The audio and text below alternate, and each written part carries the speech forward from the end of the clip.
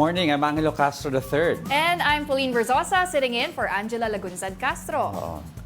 At least Ako klaro. muna. Diba? Sit in muna. Kasi mga ibang viewers namin minsan. Baka namamalikmata po kayo. Ako po si Pauline, sitting in muna for Miss Angela. Uy, thank you for joining us. Yes. You came from the big story last night. You guys covered how do you call it? What do you call it? Prayer vigil. So it's an unorganized prayer vigil na voluntary lang. Yan ang sinasabi daw nila. Pag-uusapan natin yan. Okay. Kwentuhan mo kami yan mamaya. But we're serving you news in a countdown. All that before your second cup of coffee. This is Brunch. Now let's begin our countdown with some developments on the Marcos-Duterte feud. Some Duterte supporters gathered around and inside EDSA's shrine yesterday. They held a prayer vigil apparently to show support for the vice president. It was not clear though who organized the event, with some saying it was just voluntary. The number of people reached around 300 to 400 on Tuesday. A lot of people came in here. At hindi ito yung mga usual na nagpupunta dito sa EDSA Shrine. Ang dami nila. And then not only that, pagdating naman ng 12:15 Mass, mas dumami pa. So kaya sabi ko, this is something extraordinary. At nakita na namin ngayon na may mga vloggers. So nagkaroon na kami ng inkling, pero merong purpose ito. Pero hindi na rin naman kami nagtanong kung ano talagang purpose nila o saan ang galing. Kasi sila din mismo, hindi nila alam eh.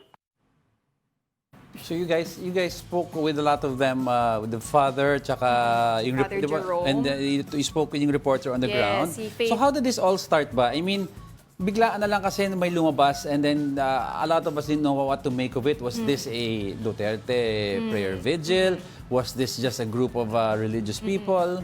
Actually, no. So it started yesterday morning. Pumunta na lang kasi sila doon. Actually, Faith yesterday was reporting, hindi rin sila talaga sure sinong nag-organize. They can't really pinpoint a leader. Although there were vloggers present doon sa EDSA Shrine, sabi nga ni Father, vloggers have been there actually since July, every Friday. So it's hindi, it's, kumbaga the vloggers was not something that was unusual. Oo, it's not unusual. Pero Faith did report na some of the supporters rode a bus, or there were buses that transported them there. Pero nung tinatanong nila, sino nag-organize sa inyo, wala naman daw. But parang merong isang message, I believe, on Facebook ata na nagsabi, magtipon tayo dito. Hindi pa na-identify talaga kung sino yung account na yon, yung tao na yon. Okay. But that's possibly how it started. Pero as we speak right now, 10 a.m., actually, nandyan pa rin yung mga supporters sa EDSA Shrine. So let me get this clear. This all started with, according to them, with a Facebook post. Okay. And right now, well, you can see on your screen, so I don't know. That was the one yesterday. Kiniklaim nga ni Father na, and you were also saying na a lot of people were saying that during the Mass, most of them didn't even know how to kneel, yung when Catholic to kneel, rites.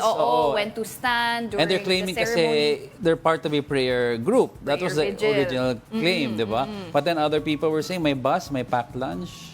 Diba? So parang balak talaga nila mag-stay dyan. Actually, we're seeing reports. Some supporters plan to stay until Thursday. So Thursday because bukas. VP Sara, di ba? When she going to the NBI? Friday. Sa Friday pa naman ang pagpunta ni VP Sara. But we are seeing supporters here.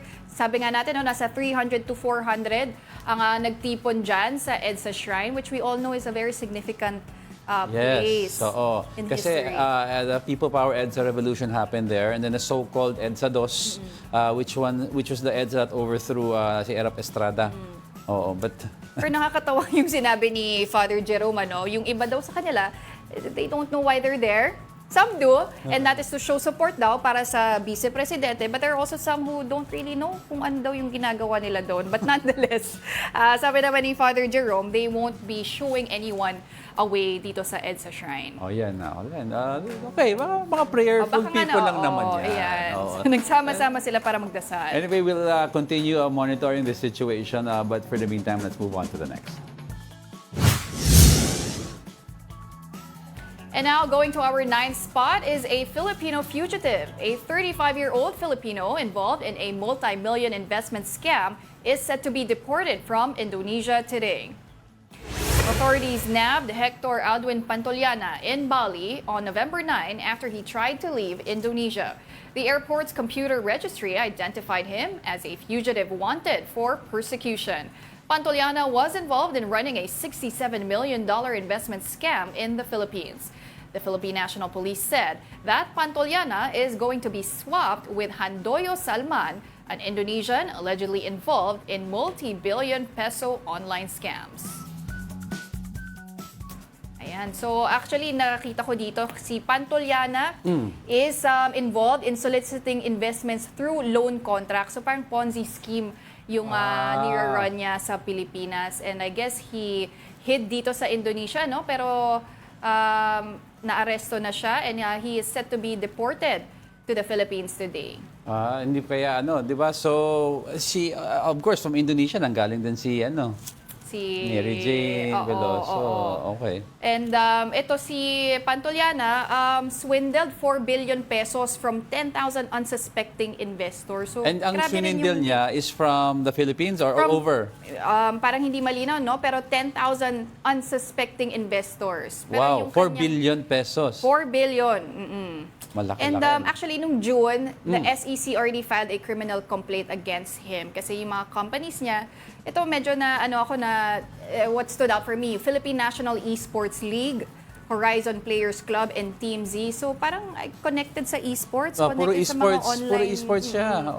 And dun yung mga criminal complaints. Pero wala pa tayong details kung anong specifics na ginagawa niya. Siguro kasi, we'll wait it out kung ano yung i-release ng court with regards to... tapos na ba? Found guilty na? Not yet, no? Hindi pa. Yun. So, kaya pala. Ito si Pantoliana was arrested also with the help of Interpol. So, ganun siya talaga ka-wanted internationally. So, ganun pala Interpol. Sino kaya next? Sinong next? Ayun, abangan natin yan. Wala kami sinasabi. Just asking a valid question. Alright. Let's move on to the next.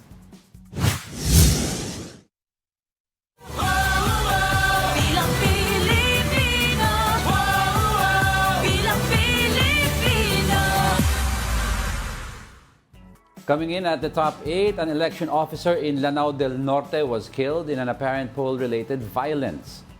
Marcos Valleser, acting election officer in Nungan town, was ambushed while driving his car on Monday.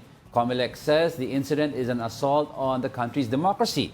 It adds that this violence disrupts the electoral process and undermines the values of justice and freedom of a nation.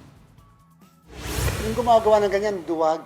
Bakit pagka pumatay ka, mananalo ka?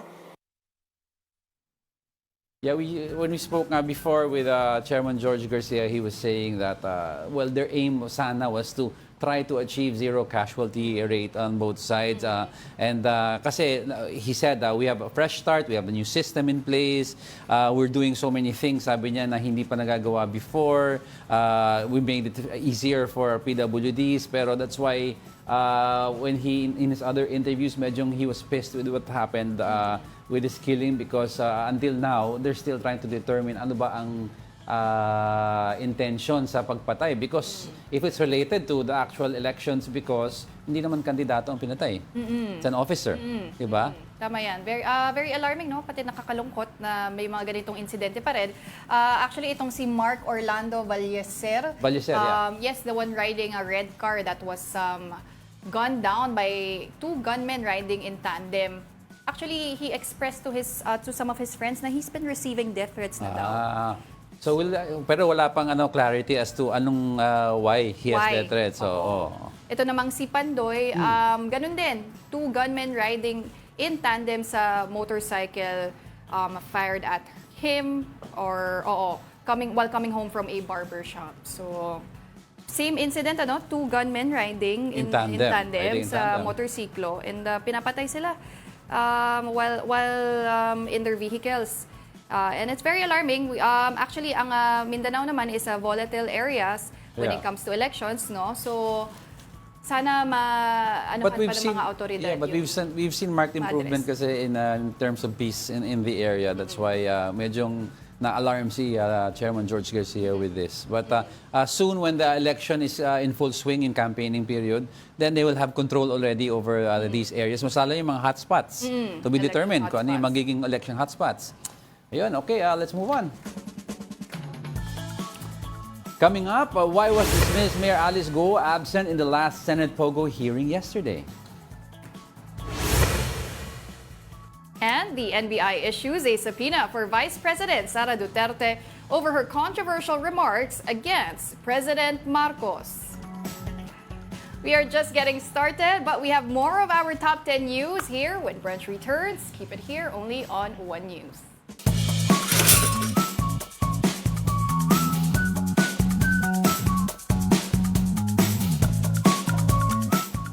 Good morning and welcome back. You're still watching Brunch here on One News. Wait lang ha, may mga baka magtampo mga viewers eh. Bakit of course, naman? Sanay sila sa binabati sila. First, let's start off with si Ralph Domingo. Oh, yes, of course. Speaking of it, Sir Angelo, always perfect attendance. Kaya, oo nga. Ito daw si Elmer Abad. Sino kaya si Elmer Abad? Good morning, Elmer. Some Pokemon Go. Good morning, Pauline and Angelo. Good morning daw. And Alex Fuentes, maraming salamat sa mga sticker na pinadala. And si VJ. Yan, good morning. Good Sa morning. YouTube, meron din tayong mga viewers, sabi, good morning, Team Castro. Ayan, pero one half of Team Castro lang po muna ang kasama sa brunch ngayon. Oo, nahati ngayon. Oo. Pero madami pa rin tayong pag-uusapan ngayon. So let's move on to it.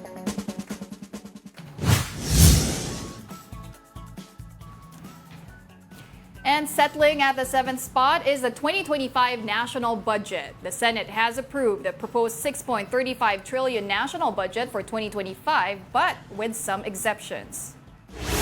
The controversial budget proposals of the Vice President and the Financial Assistance Program, Ayuda sa Kapos ang Kita Program or AKAP, were set aside. These budget proposals are going to be discussed at a bicameral conference committee. The proposed national budget got 18 affirmative, 0 negative, and 1 abstention from Senate Minority Leader Coco Pimentel. So that's the Senate version, no? And then sa lower house, kung magkatugma sila sa BICAM, we see the budget passing swiftly. But yung sinasabi mo about yung ayuda, ang naging issue kasi on this whole year about the ayuda when they took a look at the DSWD, even sa Office of the Vice President, kasi humingi si VP Sara, all these agencies have multiple ayuda programs which have the same beneficiaries. So, technically kasi, if you have one ayuda program, you're not supposed to be in the other kasi iba-ibang, you're supposed to be targeting different demographics. So, nagka-problema is, one person has multiple dole-outs from different programs. So, gusto tignan ng Senado, can we incorporate na lang most of the ayuda programs into one with a bigger payout? Or should we remove it totally mga iba dahil it's overlapping? Kasi redundant, Redundant, Pag yeah. pare-pareho nga sila ng beneficiaries. Pero ito, in an ambush interview, inamin din ni Senator J.B. Harris ito, nagkainitan din naman. They had a heated exchange when they were discussing the budgets, particularly nung sa OVP nga, and itong AKAP. But they reached a compromise, quote-unquote, and they all decided na antayin na nga lang nila yung magiging outcome ng BICAM Conference Committee. So they deferred it. They deferred it, oo. Pero of course not without, yung heated exchange. Pero as we remember, itong si VP Sara, sinabi naman din kasi niya, if you cut her budget, 200 OVP personnel could lose their jobs kung ma-reduce yung budget ng kanyang opisina, lalo na sa mga satellite office. Yeah. Tapos hindi rin matutuloy yung ibang projects niya like free bus rides, financial assistance, mga ganon. But then, as you mentioned, baka redundant din kasi. Kasi nagka-issue, for example, yung with regards to the Office of the Vice President, usually kasi when you give an endorsement letter from the OVP, they just merely put you in the front, sa harap ng linya. Kunyari sa DSWD, imbis na pipila ka, meron kang special lane. Ang nangyari kasi minsan, mag-guarantee letter daw from the OVP, and nabigyan na ng ayuda from the OVP mismo, binigyan pa ng guarantee letter, pumunta pa ng DSWD. Kaya di ba nagreklamo si VP Sara, yung mga in-endorse ko, hindi nyo binibigyan. Yung pala, when they check the records, nakakuha na daw. So may mga yon, rineject yun syempre. Tapos number 2, yung sa bus rides, yung free bus rides, I think VP Lenny did that, but at the expense of other people na nag-donate from private companies. And the satellite offices, ang sabi kasi ng lower house, teka lang, why do you need many satellite offices? Why don't you just have one office muna? Para let's be prudent in spending. Kasi nagawa rin naman yan ng former Vice President. Without confidential funds. One office. Oo, muntik pa maging zero budget si VP Lenny nun. Oo nga. Pero wala po kaming kinakampihan, ha? Okay. Ano kami? All sides, all the time. All sides, exactly. Ayan, let's Alright. move on. Sitting at the sixth spot is about the armed forces of the Philippines. The AFP remains silent on reports of the U.S. planning to deploy missile units in the country in case China attacks Taiwan. A report from Japan-based Kyodo News claimed that the U.S. Army would deploy the multi-domain task force's long-range fire units in the Philippines as part of their Taiwan contingency. The Army dodged questions on the matter and insisted the report has unverified sources. Instead, they highlighted their contingency plan of evacuating 200,000 Filipinos in Taiwan in case Beijing invades Taipei. Di ba we have the Typhoon missile systems already in place here na kinagagalit ng China, but those are medium-range missiles. Yung long-range, yan ang talagang papalaga ng China because if we have those long-range systems here, then the US can launch them here and hit the capitals of China from the Philippines or even from Guam. Yun. That's why China doesn't like that. Ayaw daw ng China ng bully. Pero as of now, silent pa rin itong AFP, as we Yes. reported. They still remain mum. At yung pinag-uusapan lang nila, yung contingency plan nga na Evacuation. Oo. 200,000 Filipinos sa Taiwan nga yan kung in case ma-invade sila ng China. But of course, I heard kasi that China is playing it mum at the moment, waiting to see what President-elect Donald Trump does when he assumes office. If his policies are very stringent and tight on China, then China will have to take another route, which maybe ang receiving end niyan would be Taiwan. So, but it all depends also on how U.S. politics plays out. Ayan. So January, uupo January, si President-elect Donald Trump as the new, or for his second term, or for second... tama ka, second no? term pero hindi consecutive. Hindi consecutive. Oo, so Trump, Biden, Trump. Oo, so Trump 2.0 yan for United States. Okay, let's move on. Let's to move our- on. Now, on our top 5, the NBI receives unconfirmed information that former presidential spokesperson Harry Roque has already left the Philippines. NBI Director Jaime Santiago said in a radio interview that they are still verifying this information. This comes after Vice President Sara Duterte seemingly dropped a hint that Roque has gotten out of the country. The former presidential spokesperson is a subject of an arrest order issued by the House of Representatives. Look at Secretary Harry Roque. Yeah. Ayaw umalis noon sa bansa. Kasi yung mga anak niya maiiwanan. Pero look at him. Umalis na lang. Interesting, I honestly, I didn't know much about this. Kala ko lang nag-abroad, pero yung pala, they're looking at it as him leaving. Kasi meron kasing immigration lookout bulletin order Yeah, para kay Harry Roque, and it was in August pa binigay yung lookout order na yon. But if this is so Sir Rick- kasi, wala naman siyang actually cases against him except from the lower house, which you know naman, at pag na-terminate yung hearing, so does yung contempt order or arrest order against him mawawala. Unless he already knows something na possible cases are gonna be filed against him. Kasi, di ba, he sees what's happening to VP Sara and to the other members of the Duterte clan, di ba? So maybe he's anticipating I don't know. Pero I honestly, I thought he just went out for, kasi we all know he dropped out of the Senate race I think the midterms during the Duterte, because the midterm of the Duterte presidency, because he had a heart problem. Correct. And he usually frequents going to the US to have his heart checked. Oo. pero ito actually for the Bureau of Immigration, wala naman daw silang nakuhang record na umalis si... Walang record, except what VP Sara said. Except what VP Sara said. But then again, di ba, nung kay Alice Go, wala rin naman nakitang record ang BI ng kanyang pag-alis. Ikaw? Pero nakaalis. Hala. Pero I mean, di ba, itong, we'll see kung talagang nandito pa ba siya sa Pilipinas. Pwede naman din niya i-confirm yun personally. Dalawang angle, ano? Maganda yung angle mo. It's either si Alice Go, nakaalis, di natin alam, or yung nagbigay ng info, nag-joke lang. And, but for NBI, they did receive unconfirmed info nga na. So the NBI has info that he left, but as the immigration does not have record of him leaving. Nako, ito na naman po tayo if ever. Mga paghahanap. Oo. It's Christmas na. Time for some good news naman. Sige na. Tinan natin, good news na ba yung sunod? I don't think. Let's move on. Coming in at the top 4, Senator Risa Ontiveros bears POGO ties to Chinese espionage and disinformation operations. Here's the report. Former Presidential Economic Advisor Michael Yang and self-confessed Chinese spy She Zhijiang was seen together in this photo. This presented in the Senate hearing on Tuesday. Senator Risa Ontiveros believes that Yang is involved in China's intelligence operations. POGO is a monster, and it further deepens what we already know. Michael Yang is a key actor in Chinese intelligence operations here. Michael Yang nasangkot sa Pharmally, and if the reports are accurate, sa drug operations dito. Michael Yang, na economic advisor ng dating Pangulo. Ginatasan na tayo, pinagtaksilan pa. But Yang's lawyer insisted that it's unfair to draw up conclusions based on the photo. Despite the revelations of She Zhijiang, the National Intelligence Coordinating Council has yet to determine if Alice Guo was indeed a Chinese spy.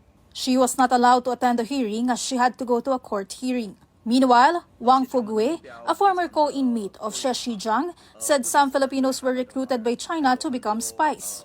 There are Filipinos working against the interests of the Philippines. 是的，就是 Yes, that is correct. Based on the information that is provided by Mr. She, but of course we have to confirm. Do you have in the decrypted files the names of Filipino citizens? 这个的话 I apologize if I cannot provide this information because again, this is information from Mr. She. 公开了。 It was then revealed in the hearing that some POGO hubs were used to spread fake news. Ontiveros vowed to push for legislations to avoid another making of another Alice Guo. So yan, agent of, not an actual agent, but an agent of ano daw, interest? Influence. Of influence. Agent, ano bang Si description Alice nila Guo, nun? ibig sabihin na parang she can influence using her position to serve the country or to help the country that she serves. So, yun ang ginamit na ano. Well, yun na naman from the Agent start, of di ba? Of influence, the POGO hearings. That's what they were trying to point at, that these POGO hubs are merely possibly a front for spies from China. And a lot, kasi nung renade nila ibang mga POGO hub, di ba supposedly they saw rifles and uniforms from the Chinese Liberation Army. Tama. People's Liberation Army. Oo. Sa loob ng mga compound yan, ano? Pero Yeah. ito yung lawyer ni Michael Yang, sabi nga niya, it's unfair to draw a conclusion based on a photo na magkasama nga ito si Michael Yang, Ayun, oo. o pati si She Zhijiang, I believe. So, o nga naman, baka naman, di ba, yun yung pinaglalaban nila. It's just a photo. Yeah. And it's hard to, na kung Chinese spy ba talaga siya kasi minemaintain pa rin nila na hindi naman. Oo, ang ano kasi is, di ba, his records just disappeared. Di ba? No trace about on him. Usually, ang sinasabi ni Senator Ontiveros, when records just totally disappear on somebody, that means that person is a spy. Pero kasi you're right also with saying na, well, it's just a photo. We've had Senator Laila de Lima, may mga pictures siya with a few drug dealers. Pero, di ba, she said, I don't know, people come up, they take pictures, di ba? Oo, And she was acquitted. Oo. Kasi, I mean, di ba, any ordinary, kuwari, tayo rin naman, kung papapicture tayo sa isang... Yung pala, Oo, may- killer na o dealer na. Sabihin Mahirap mo, na killer pala. ka rin. Oo nga, mahirap na pala magpa-picture ngayon, wag na lang. Huwag na lang. Oo. But then again, even si Alice po, di ba, had a photo with Yeah. President Bongbong Marcos and the First Lady. Pero mahirap naman nga rin to draw conclusion kung there are ties between them. But for Senator Risa Ontiveros, ito na yung pag-wrap up niya ng POGO Yes. hearings. She vowed na sana hindi na magkaroon ulit ng Alice Guo, kung saan Alice. pinaniniwala ang Chinese citizen talaga and ran for public 2.0. office. Alice Go 2.0. Oh, naku, mahirap na yan. Pero di ba, you mentioned she's wrapping up the hearing. I think the goal here now is to craft a law to make sure, kasi executive order pa lang ang nananaig ngayon, which PBBM issued to get rid of POGO. So I think they're looking for an actual law so that kahit no matter which administration comes in, hindi mag-iiba. Kasi if it's just an EO and there's another president that likes POGO, pwede niya ibalik yung POGO. So this law will ensure that even if there is another president, it's already in ano. Pero yung crackdown on POGOs, dapat, di ba sabi ni PBBM, end of the year, wala na dapat lahat yan. Ang ano daw ngayon, yung mga nagtayo pa ng new POGOs, narinig mo mga Pilipino? Mga Pilipino pa daw. Yung mga online equipment daw na iniwan ng mga big POGO, tinangay daw nila. They put up small POGOs inside the metro, mga Pinoy. Ay, nako naman. Yan din yung tinatry hulihin nga, no, ng PAO. Harder daw, mas mahirap because Mahirap. maliliit breakaway groups Correct. Oo. And yung iba sa kanila, staff ng mga POGO dati na nagtayo na lang yung Yes. sarili nila. And nakakalungkot kasi yung mga binivictim daw pa nila is mga kapwa Pilipino. Kapwa Pilipino. Through online scams nga yan. Ano. Kaya Ayan. So sana magawan din ng solusyon yan, ano, and talagang matanggal na yung mga POGO dito sa Pilipinas. But meanwhile, before we head on over to our next story, ito po, members of the Philippine business community gathered for the Business World's Forecast 2025 Forum. At para bigyan ng mukha ang balita, Mobile Journal, Amy Atienza. Nothing beats walking towards a sustained growth path. Kaya naman nagsama-sama ang mga business enthusiasts sa bansa para sa Business World Forecast 2025 Forum. With its goal to keep the Philippine economy on moving forward, the country's leading business newspaper, Business World, held its annual forecast convention yesterday. Business World Editor-in-Chief Cathy Rose Garcia aimed to discuss various issues and possible plans of action to ensure stability in our economy. Our goal is to create a venue where business leaders can discuss the pressing issues for 2025 and what strategies they can adopt to drive growth. The program consisted 3 panel discussions with speakers from different top local corporations with the likes of Ayala Corporation, SM Investments Corporation, and Megawide Construction Corporation. The discussions focused on the importance of investments for sustained economic growth, impact of infrastructure and mobility on economy, and suggestions to keep retail prices in pace with consumers' changing ways. Focuses on themes of resilience, adaptation, and shared success as the Philippines works to build on the foundations of a stable, inclusive economy. There were also talks from professionals to help the Philippine business community to propel towards excellence in the global market. In this light, Department of Finance Undersecretary Dominique Velasquez saw that Filipinos have the capability to rise internationally. The Philippines is no longer just preparing for economic takeoff. We stand ready to soar as a global economic superstar, fueled by resilience, innovation, and determination of our people. Now, more than ever, is the perfect time to ride this momentum. With this forum, Garcia also hopes that it can help Filipinos in making better decisions as business owners and as consumers. I think it's important to know that what is the outlook for 2025 and beyond, because it will help decision makers and even ordinary Filipinos make their decisions based on what will happen in 2025. Business World Forecast 2025 was held at the Grand Hyatt Hotel in Bonifacio Global City, Taguig. Mobile journalist Amy Atienza, PR1 News. Don't go away because we're not done yet. May tatlo pa tayo. Stay with us.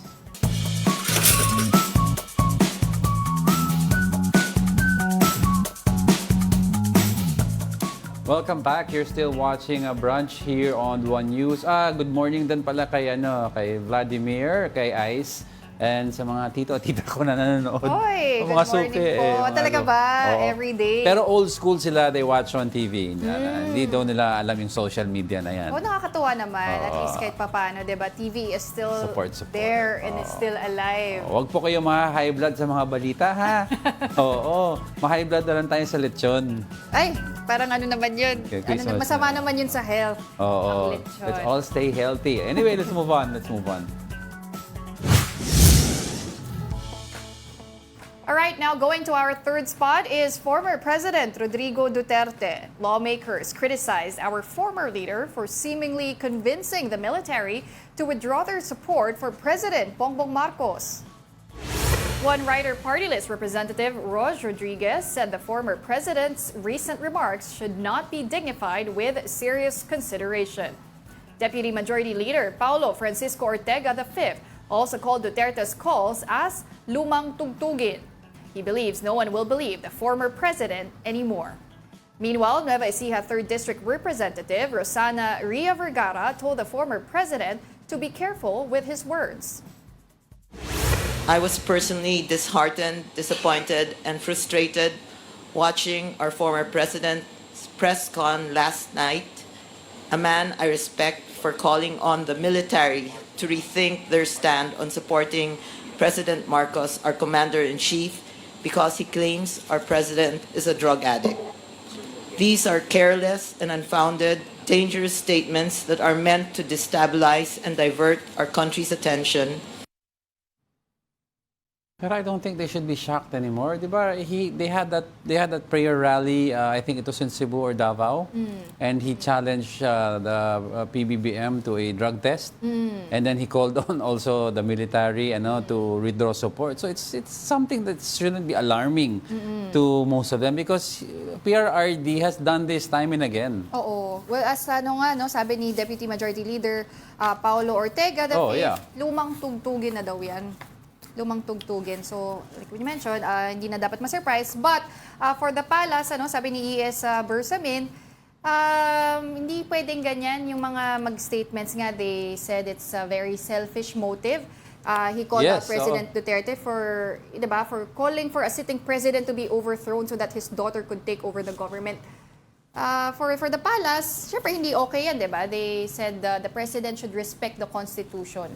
Actually, what you're saying, medyong, kasi parang it's connected to what we're talking with Richard Haydarian, and this is the first time he's seen PBBM angry. He's known daw PBBM for a long time. He's been with them in Ilocos. He's always been relaxed, yung demeanor niya, very statesman-like. Bihira daw mapikon. But the way he said yung speech niya, na tape speech, yung response niya kay VP Sara, he was already angry.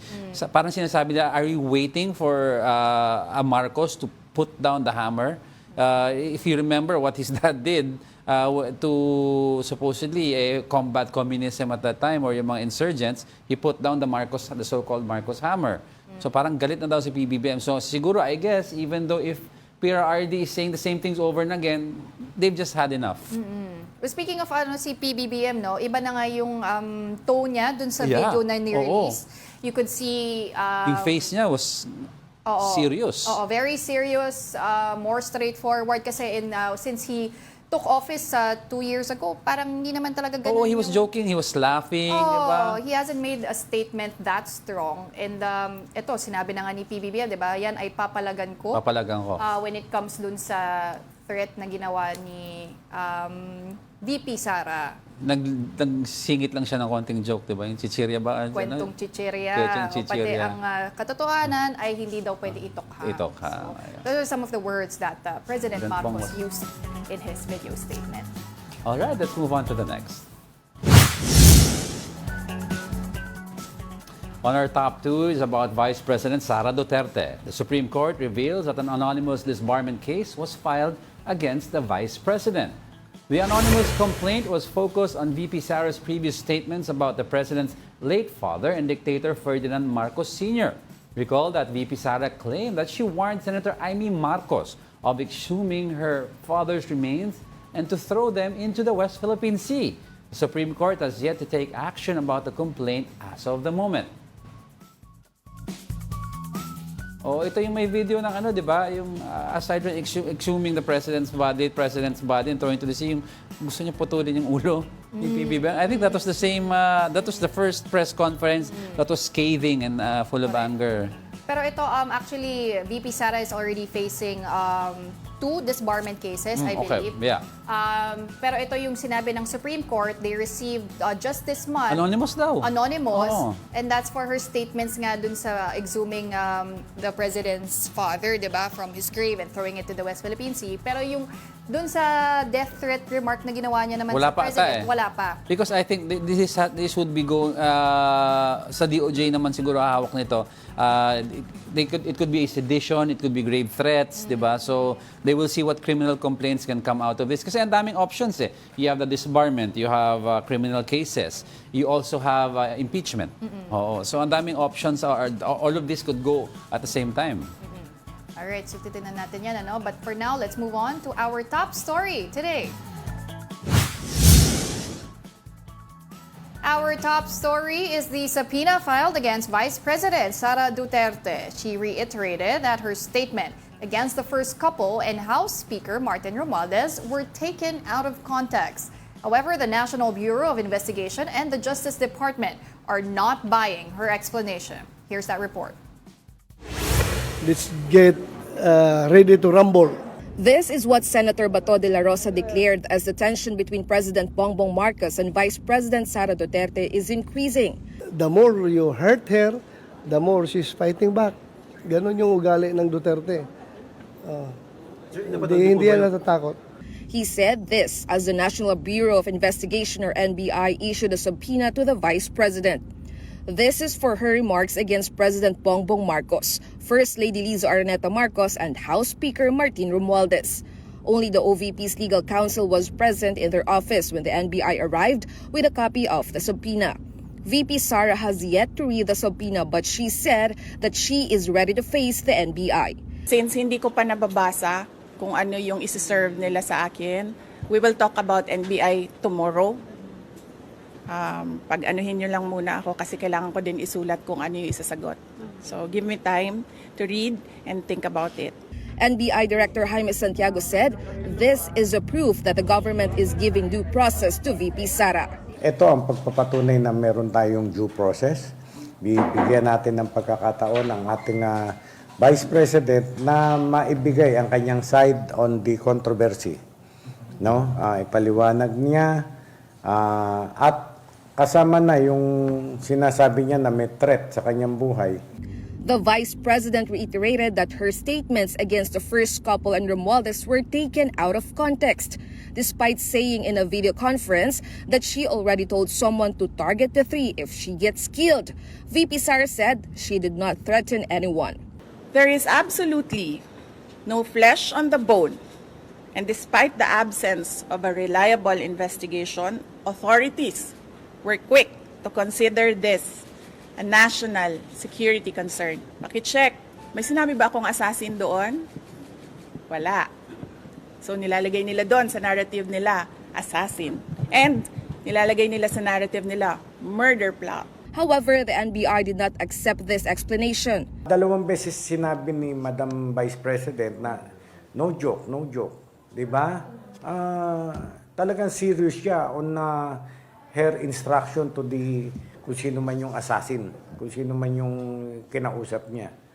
Justice Undersecretary Andres did not buy VP Sara's explanation of what she called as a conditional threat. A threat is a threat. If I say that if you do not fulfill your obligation, I will kill you. That is plain and simple threat. Whether or not you fulfill your obligation, threat pa rin yun. Kasi sinabi mo na eh. The Philippine National Police is still conducting its investigation into the alleged assassin hired by the Vice President. So far, they have no concrete findings about the identity of the alleged hitman. VP Sara is set to face the NBI on Friday. Reporting for News 5, Elaine Fulgencio, We Are One News. And now let's get more information about this. We have NBI Director Jamie Santiago on the line. Good morning, Director. Ano po ang reaksyon nyo sa video ni VP Sara insisting that there were no threats daw talaga sa video niya at sinabi niya, the only time daw may mangyayari kay PBBM kung may mangyari sa kanya. Conditional threat, Conditional Director threat. daw. So, ano po reaction natin, sir? Yes, magandang umaga po muna sa inyo at sa ating mga taga-pakinig. Nag-ano na po kami yan, nag-send na po kami ng subpoena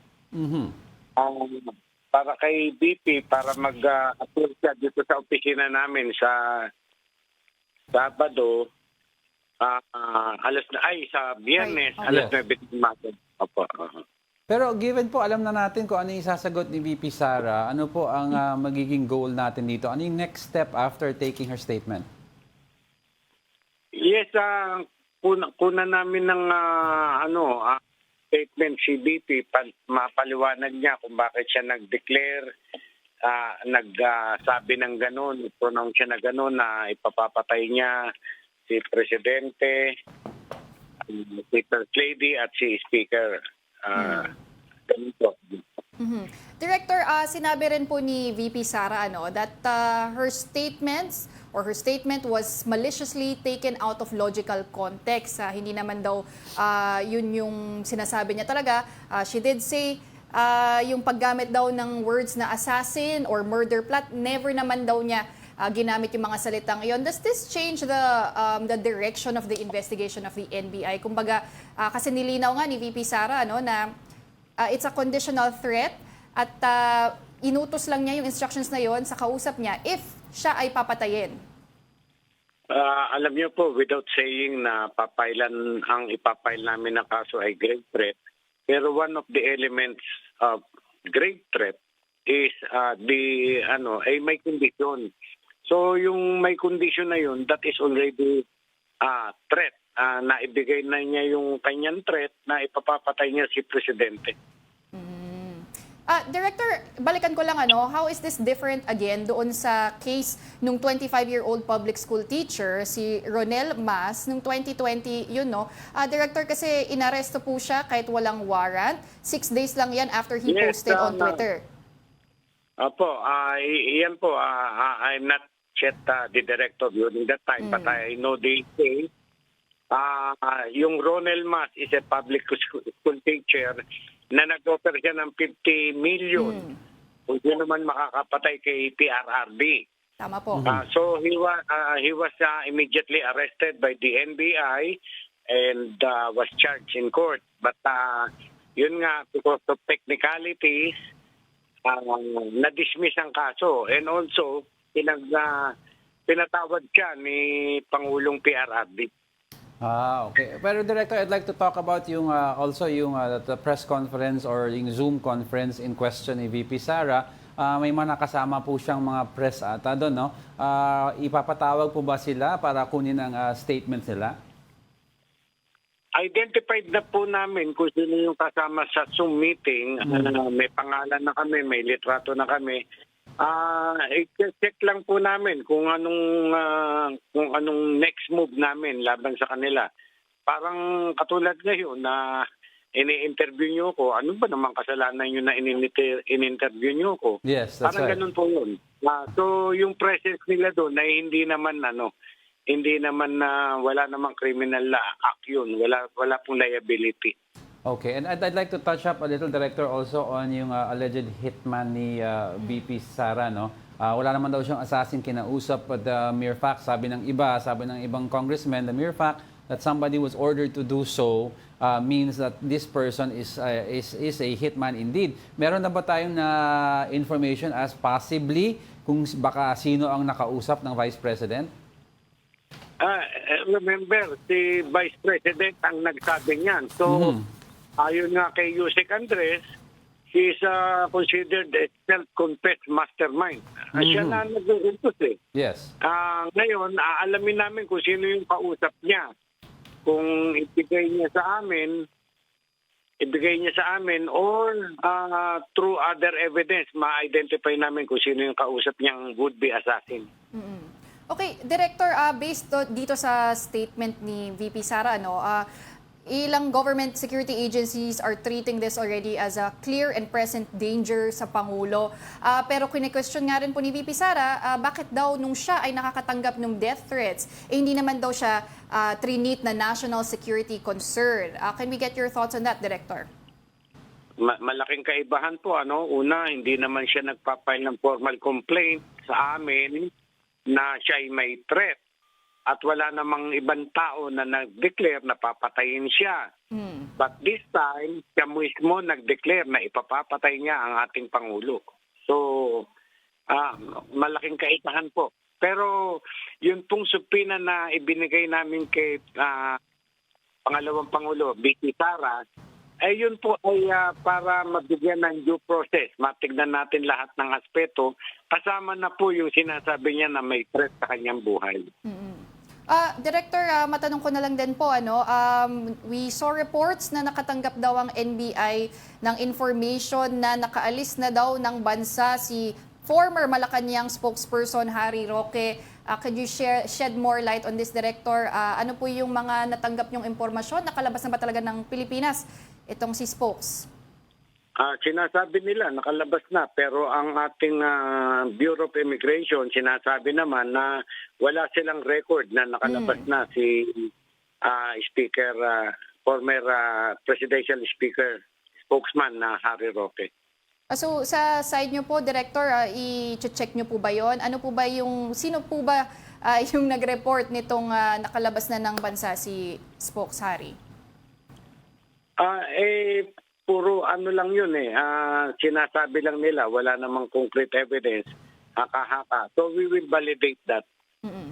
I-check pa po namin. Opo. All right, with that, thank you very much for joining us, NBA Director Jamie Santiago. Sige po, salamat po sa inyo at sa mga taga-pakinig natin.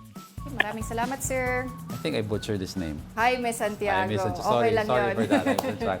And that's what happens with your third cup of coffee. Oo. Boy, wow, it's already 10:54. We made it with a lot of issues, which looks like most of them are just starting. Oo, Wednesday pa lang parang Wednesday pa lang? Oo, parang Friday na kasi Akala ko sa dami ng Friday feels. Friday feels. But lately, alam mo, Diego, every Friday, akala mo, relax na, di ba? It's in the end of the week. Pero dun lumalabas yung mga may init na balita. So, tignan natin. I agree with you. Sometimes, di ba, sa weekend, biglang may breaking story. Just last weekend, di ba? Grabe yung mga pangyayari. So we'll see. It's only Wednesday. Marami pa tayong pag-uusapan. Yes, definitely. Marami pa tayong pag-uusapan. But also, we'd like to remind everyone na hindi po nagtatapos ang brunch yan. Meron pa bukas. Meron pa sa Friday. Tuloy-tuloy ang ating countdown. And thank you pala sa lahat ng viewers natin for joining us and for your comments. And for, the good comments and the violent comments. Maraming salamat. We accept all of that. That's part of the job. Yes. And Pauline, thank you for joining us here on Brunch. This is well. your second brunch. My third. Uy, third na to. Third ba to? Oo, third. Sorry. Hindi kasi yung iba nasa Comelec si Angela. Yes, that's right. So third brunch. Well, thank you for joining us. Hindi namin nagalaw yung food. Diba? Mamaya kakainin namin yan. But with that, this wraps up today's episode of Brunch. Join us again tomorrow. I'm Pauline Verzosa. And I'm Angelo Castro the third. We are one you. All sides, all the time.